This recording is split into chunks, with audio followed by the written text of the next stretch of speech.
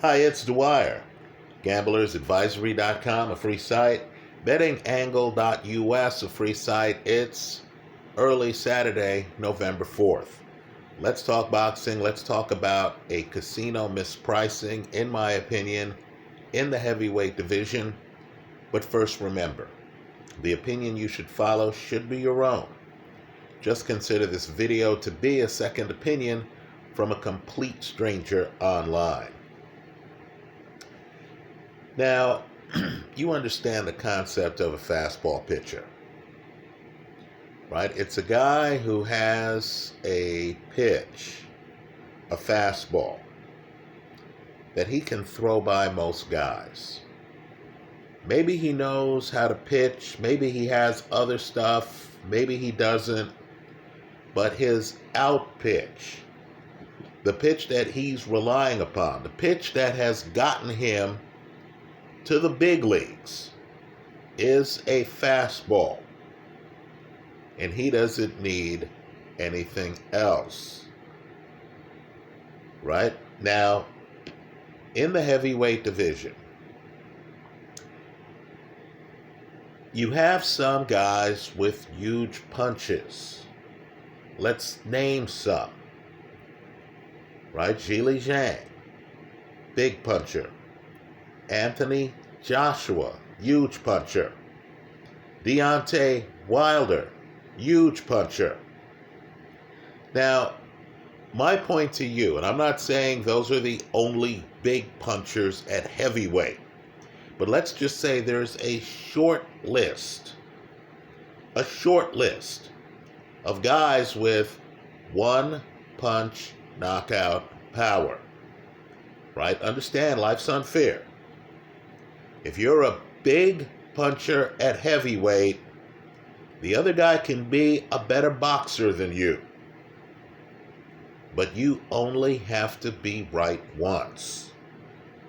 Right? Now, just understand, in that universe, I would say Efe Ajagba hits as hard as anyone in the heavyweight division. Folks, you cannot take his punch. Now, I'm not saying he's the best boxer. He's robotic. Understand, the challenge he faces is that he's not a guy who's fluid. He lacks fluidity. So he has to learn, and it's a conscious effort. He has to learn how to put his hands up, how to build a construct around his punch such that when you throw at him, he has some defense. Understand, he's not defensively blessed. He's not a fluid athlete. Right? I could drop Larry Holmes in the ring and just say, Larry, make it work. And Larry would know how to move his upper body out of the way. He would have a natural flow, a natural give and take. Right? I could drop Usyk in the ring, and Usyk would know how to be an athlete in the ring. In other words, he's feinting, and the feints would come natural. He's reading you. He's setting you up. He can move. Nobody from the corner has to yell at him, hey, player, move. No, he knows, right? He has some big guy in front of him, AJ, Daniel Dubois, some guy with a punch, right? And he understands, hey, I need to move away from this brother's right hand, right? Oh, I'm getting too close to the left hook. I need to be prepared for this guy to throw a left hook. That's not Ajagba. Ajagba needs guys from the corner yelling at him. You know, hey, move. You know, hey, keep your hands up. Right? He's the guy who, figuratively speaking, has the fastball. In other words, has one punch knockout power. He has the fastball. But it takes a conscious effort for him to build the game around that. Now he's fighting a fascinating guy from Australia, Joe Goodall. What I like with Joe is he is fluid and he has a punch. But understand the problem punchers have, many of them. Because that punch has carried them through, we'll call it the minor leagues. Because that punch has carried them to world contender status, right? Because that punch has made them one of the best in their weight class in their home country, and Joe is from Australia. I've noticed that punchers don't develop other parts of their game, right? I look at Daniel Dubois, and folks, the potential's all there. You see the hand speed. You see the power with both hands, right? You see the guy has some athleticism, right? But Dubois is a guy you have to yell at, isn't he? He's a guy you have to say, hey, throw punches. You're looking at him against Usyk, and you know one thing, right? Lay people, fans like us know one thing. You're not going to beat Usyk if you don't throw punches, right? We understand that intuitively, right? If you're getting outboxed in rounds, you're going to have to land some big shots. You can't stand there as a spectator in the ring watching Usyk win round after round without doing something. Right? Well, understand, both of these guys have the curse of big men. Goodall wants to trade, and that's the big fact in this match. Right? Understand, I'm here calling Ajagba one of the hardest punchers in the sport. And yet, multiple guys have gone the distance against him. Right? Multiple guys. I believe Ajagba only has 13 KOs in 18 fights.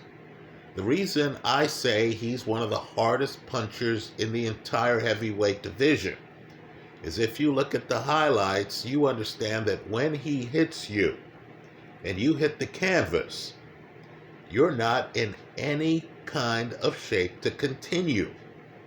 He knocks you down hard. So here, both guys fought Stephen Shaw.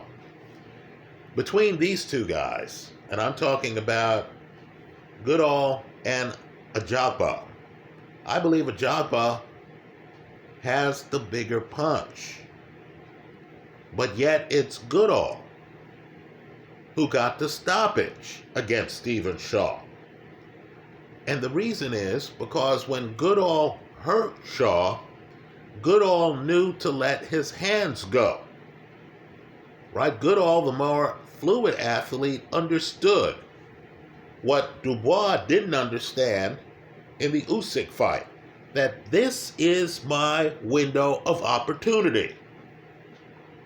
I've hurt this man. Now I've got to compound it and close the show.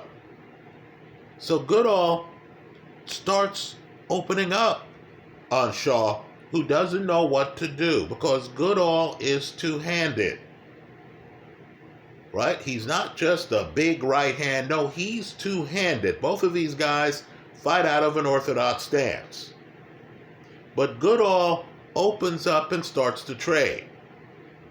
Now, when you have a situation where one guy has one of the biggest punches in the heavyweight division, and the other guy is willing to open up to try to get knockouts, to me, that screams of a stoppage before the midway part of the 9th round. The casinos made a mistake here. Right? They seem to be a bit confused. They've seen guys move away from Ajagba, right? Frank Sanchez beats Ajagba, is a mover. They've seen guys able to move away from Ajagba. Stephen Shaw, right, moves away from it. Folks, this guy, Goodall, is not going to move away from it. This guy, Goodall, is going to try to trade with him. One of two things is going to happen. Either Ajagba's limited defensive skills, robotic nature, is going to betray him, and he gets caught and stopped, like Goodall stopped Stephen Shaw. Or it's going to be Christmas for Ajagba. He's going to see a guy opening up in front of him, and he's going to say, okay, great, I'll be your Huckleberry. Here's my punch. Then he's going to lower the boom with a big right hand. That's on par with really anything, any punch in the heavyweight division, right? I would say this right hand is on par with Deontay Wilder's right hand. I like the under 8.5 rounds. I don't know who's going to win the fight, but I like the under 8.5 rounds because I believe that pacing matters. If you want a hedge to play, to give yourself a plan B, and there's nothing wrong with that, then take the underdog to win the fight. That's Goodall. Take Goodall to win the fight, but make the primary part of your bet the under 8.5 rounds. Let's talk about the outcomes. If either guy gets the stoppage before the midway point of the 9th round, right? It's 8 full rounds, half the 9th. You win. It's just that simple. Right? If you have the hedge, and it's just an odds-based hedge, it's not that I think Goodall has the clear advantage in this fight. It's just that he's an underdog. You're getting good odds on it. If Goodall wins by stoppage inside of 8.5 rounds, you're in the penthouse. You win both halves of the bet. If Goodall wins by decision or late stoppage, you win because you have Goodall as a hedge on the bet. But I need for you to understand the risk involved. If Ajagba, who's always a threat to knock you out, wins this fight after the midway point of the 9th round, whether by stoppage or by decision, you lose it all. Right? That's the chance we're taking here. I like the under 8.5, hedged with Goodall, simply to win. That's how I'm playing it. Just understand there is risk involved. Let me hear from you. I hope you leave your comments in the comment section of this YouTube video. Let me also point out something too. Deontay Wilder is more fluid, and he's more mysterious than Ajagba. In other words, Wilder will stand outside, at times won't even have a hand up, tempting fate, daring an opponent to try to leap in on him. Right? Also, understand, while Ajagba is tall too, right? I notice Wilder these days is more dangerous than he's ever been, because Wilder now has figured out how to shorten that right hand. Right? Look how short the shot is that ends the Robert Helenius match. Right? Also, Wilder wants the fight to be a little bit more hectic, so that Robert Helenius fight, Wilder backs into a corner against Helenius, who himself is one of the best punchers in the heavyweight division. Now, Ajagba isn't as fluid as Deontay Wilder, But I'm just telling you, don't play games with his right hand, folks. It'll knock you clean out. Right? Just like you could look at a fastball pitcher and say, wow, does this guy have other pitches? And you realize he's in the big leagues anyway. Ajagba is a world contender. I'm expecting a stoppage before the midway point of the 9th round. That's how I see it. Let me know your thoughts. Let me know your take. I hope you leave it in the comment section of this YouTube video. Thanks for stopping by.